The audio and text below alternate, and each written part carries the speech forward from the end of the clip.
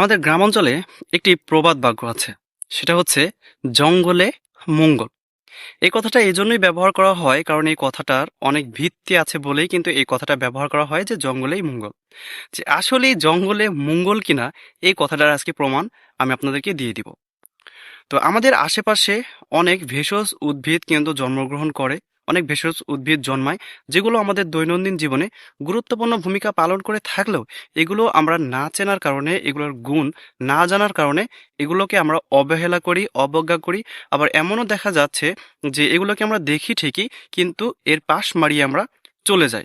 কেন চলে যাই? কারণ আমরা এগুলোর গুণ সম্পর্কে জানি না, এর উপকার সম্পর্কে জানি না। আমরা দেখি ঠিকই, কিন্তু অবহেলা অবজ্ঞা করি এগুলোর উপকার সম্পর্কে না জানার কারণে।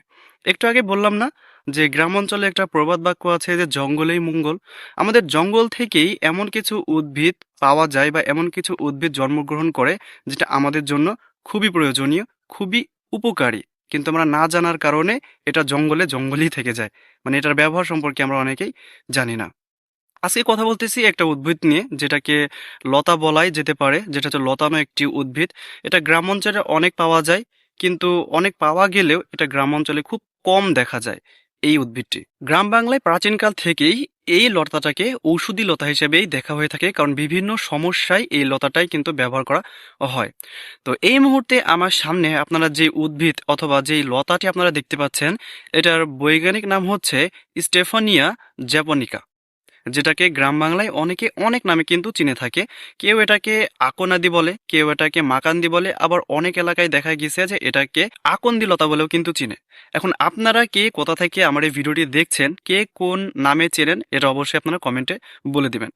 এই যে লতাটা দেখতে পাচ্ছেন, এটার কিন্তু অনেক ঔষধি গুণ রয়েছে, আমাদের শরীরের অনেক রোগ প্রতিরোধ করতে কিন্তু গুরুত্বপূর্ণ ভূমিকা পালন করে থাকে। কারণ অনেক সমস্যা দূর করতে এই লতার পাতা, এর মূল এবং এই লতা পুরোটাই ব্যবহার করা হয়ে থাকে। সঠিক ব্যবহার করলেই কিন্তু অনেক রোগ থেকে নিস্তার পাওয়া সম্ভব। চলুন জানি যে কি কি রোগে এই লতাটা বা এই লতার পাতাটা ব্যবহার করা হয়ে থাকে। পেটের বিভিন্ন সমস্যা দূর করতে এই আগনাদি পাতার রস গুরুত্বপূর্ণ ভূমিকা পালন করে থাকে। পেটের যে কোনো সমস্যা দূর করতেই এই পাতার রস ব্যবহার করা হয়ে থাকে, যেরকম আমশয়, ডায়রিয়া, পেট ব্যথা, কোষ্ঠকাঠিন্য, এরকম যদি কোনো সমস্যা থেকে থাকে তাহলে এই সমস্যাগুলো দূর করতে এই পাতার রস কার্যকরী ভূমিকা পালন করে থাকে। আবার অনেক সময় লক্ষ্য করলে দেখা যায় যে অনেকের শ্বাসকষ্ট রয়েছে, অনেকের কাশি রয়েছে, দেখা যাচ্ছে যে অনেক দিন ধরে শুকনো কাশি রয়েছে, আবার অনেকেরই বুকে কফ জমে আছে। এই সমস্যাগুলো সমাধান করার জন্য আমরা অনেক পদ্ধতি কিন্তু অবলম্বন করে থাকি, কিন্তু প্রাচীনকালে কিন্তু এই পদ্ধতিগুলো ছিল না, এরকম দামি ওষুধ ছিল না, যার কারণে তারা ভেষজ উদ্ভিদের ওপর কিন্তু নির্ভর করে থাকতো। তাদের এই শ্বাসকষ্ট এবং কাশি উপশম করতে সাহায্য করে থাকে এই আকনাদি পাতার রস। শরীরের বিভিন্ন চর্মরোগ দূরকরণেও এই আকনাদি পাতা গুরুত্বপূর্ণ ভূমিকা পালন করে থাকে। অনেকের শরীরে দেখা যায় অনেক রকমের চর্মরোগ কিন্তু হয়ে থাকে, যেরকম দাঁত, একজিমা, খোসপাসরা এবং অনেকের মুখে কিন্তু ব্রণ দেখা যায়। এগুলো দূরীকরণে এই আকনাদি পাতা বেটে সুন্দরভাবে প্রলেপ করে সেই সকল স্থানে যদি লাগানো হয় তাহলে ভালো একটি উপকার কিন্তু পাওয়া যায়। তাই এই আকনাদি পাতা প্রলেপ হিসেবে সেই সব জায়গাতে যদি লাগানো হয় তাহলে এই দাঁত, একজিমা, খোসপাসরা এবং মুখের ব্রণ দূর করতেও গুরুত্বপূর্ণ ভূমিকা রাখে। এমনকি শরীরের যে কোনো স্থানের ব্যথা এবং ফোলা কমাতেও কিন্তু এই আকনাদি পাতা ব্যবহার করা হয়ে থাকে। শরীরের কোনো অংশ যদি ফুলে যায় এবং কোনো অংশে যদি ব্যথা থাকে, সেই ব্যথা স্থানে বা ফোলা স্থানে এই আকনাদি পাতা পিষে প্রলেপ হিসেবে সেই জায়গাতে যদি লাগানো হয় ভালো একটি উপকার পাওয়া যায়।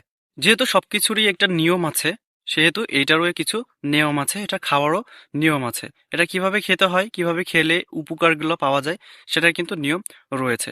সাধারণত এই আকনাদি পাতার রস দিনে 2 বার করে খাওয়া যায়, সেটা সকালে এবং সন্ধ্যায়। সকালে এবং সন্ধ্যায় 1 চা চামচ করে অথবা 2 চা চামচ করে আপনারা খালি পেটে সকালে এবং সন্ধ্যায় যদি এই পাতার রস সেবন করেন তাহলে ভালো একটি ফলাফল কিন্তু পাবেন। তো বুঝতে পারলেন যে আসলে জঙ্গলে মঙ্গল আছে কিনা। আমাদের আশেপাশে এরকম আরো অনেক ভেষজ উদ্ভিদ রয়েছে যেগুলো আমাদের দৈনন্দিন জীবনে গুরুত্বপূর্ণ ভূমিকা পালন করে থাকে, কিন্তু আমরা অনেকেই জানি না এবং আমাদের অনেকের কাছেই অজানা। তো যেহেতু একটা জিনিসের ভালো দিক এবং খারাপ দিক কিন্তু থাকে, তাই এটা যেহেতু একটা ভেষজ উদ্ভিদ, তাই এটা সেবনের আগে আপনারা অবশ্যই বিশেষজ্ঞর পরামর্শ নিতে পারেন।